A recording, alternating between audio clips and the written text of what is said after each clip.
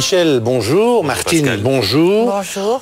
On vous a appelé les bébés Softenon. Alors peut-être pour ceux qui ne savent pas ce que c'est, qui ont 15 ou 20 ans aujourd'hui, c'est quoi un bébé Softenon? Eh bien, durant les années 59 à 63, a été vendu en Belgique un médicament qu'on donnait essentiellement aux femmes enceintes pour les nausées. Ce médicament était vendu comme étant tout à fait inoffensif, mais en fait, il attaquait les fœtus. Et votre maman n'en a pris qu'un seul? Maman n'a pris qu'un seul comprimé. Elle s'est sentie coupable tout le restant de sa vie? Elle s'est sentie coupable jusque sur son lit de mort. Oui.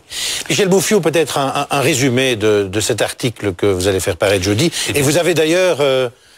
Ah oui, ben ça c'est un document intéressant. Un document intéressant. C'est la notice du médicament telle elle était distribuée en Belgique à l'époque. Je vous lis, ça dit tout. Le Softenon est d'effet sûr, sans aucun goût et inoffensif.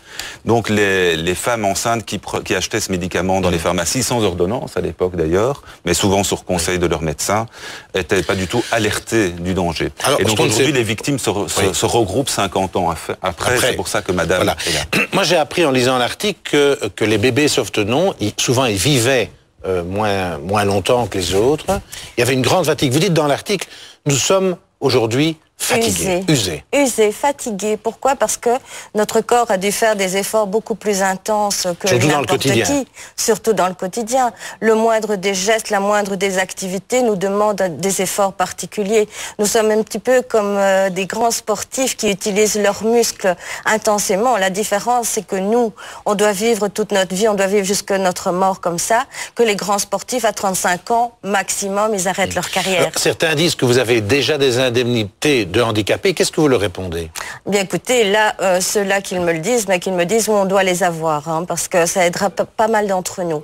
Les indemnités d'handicapés en ce qui concerne la victime de la thalidomide, il n'y en a jamais eu. La responsabilité de l'État ici, elle est due au fait qu'ils ont laissé rentrer ce produit en Belgique sans se demander d'où il venait, parce que les origines de la thalidomide sont à étudier quelque part historiquement. Non seulement ils ont voulu étudier, ils n'ont pas étudié d'où ça venait, mais en plus, par après, quand la catastrophe est arrivée, ils ne se sont plus souciés du tout de nous. Et vous réclamez quoi maintenant, aujourd'hui? Aujourd'hui, nous réclamons essentiellement une reconnaissance en tant que victime essentielle, mais aussi pour nos parents qui ont été les premières victimes, qui ont souffert toute leur vie. Des vies ont été brisées. Aujourd'hui, nous demandons une reconnaissance de l'État. Nous demandons des excuses.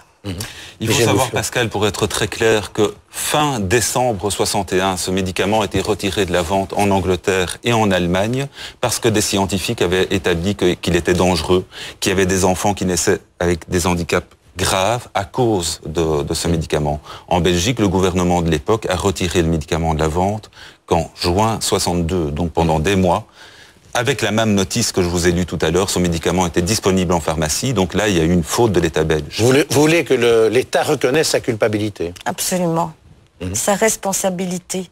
Et qu'il prenne ses responsabilités vis-à-vis de nous. Et dans votre association, vous êtes combien à peu près? Ah mais écoutez, monsieur Vreboss, moi j'ai jusqu'ici su rassembler une quinzaine de personnes, mais la bonne preuve c'est qu'on ne s'est jamais occupé de nous et qu'on nous a oubliés, qu'on ne s'est jamais intéressé à nous, c'est que nous ne savons pas exactement le nombre qu'il y a exactement en Belgique.